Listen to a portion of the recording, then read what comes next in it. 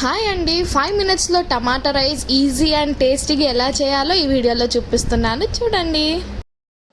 First అయితే నేను టమాటా చిన్న పీసెస్లా కట్ చేసుకొని టమాటా ప్యూరీ చేసుకున్నాను. తర్వాత ఒక గిన్నెలో కొద్దిగా ఆయిల్ అండ్ 3 టేబుల్ స్పూన్ నెయ్యి వేసాను.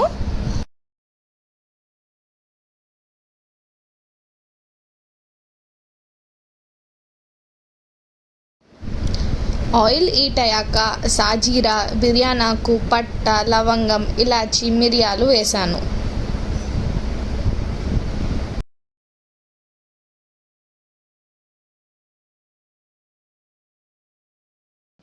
తర్వాత కాజు చిన్న చిన్న పీసెస్గా కట్ చేసుకొని దాంట్లో వేసాను. తర్వాత ఒకసారి బాగా మిక్స్ చేయాలి.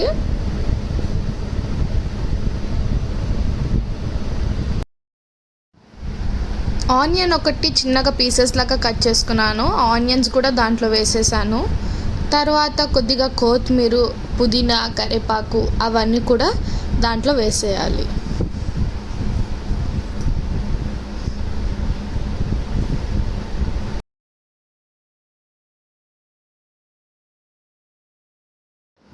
అన్నీ వేసాక ఒకసారి బాగా మిక్స్ చేసుకుందాము.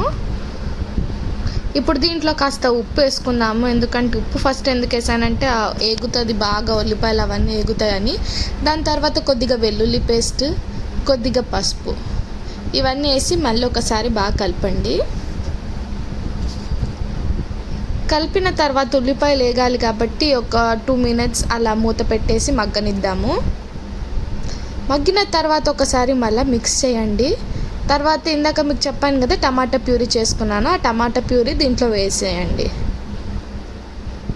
ఒకసారి బాగా మిక్స్ చేసి టమాటా ప్యూరీ ఇంకా దీంట్లో ఇప్పుడు మీరు తగినట్టు కారం వేసుకోవచ్చు. మేమైతే కారం కొద్దిగానే తింటాం కాబట్టి 1.5 స్పూన్ కారం వేసుకున్నామండి. తర్వాత దీంట్లో కాస్త ధనియాలు, జీలకర్ర, గరం మసాలా మిక్స్ చేసుకున్న పౌడర్ వేసేయాలి. దాని తర్వాత దీంట్లో అన్నము మనం వండుకుంటాం కదా, వైట్ రైస్ దీంట్లో వేసి బాగా మిక్స్ చేయాలి.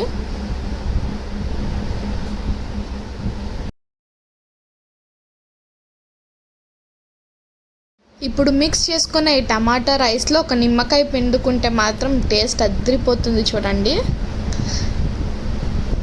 సో నిమ్మకాయ పిండిన తర్వాత ఒకసారి మళ్ళీ మిక్స్ చేయండి.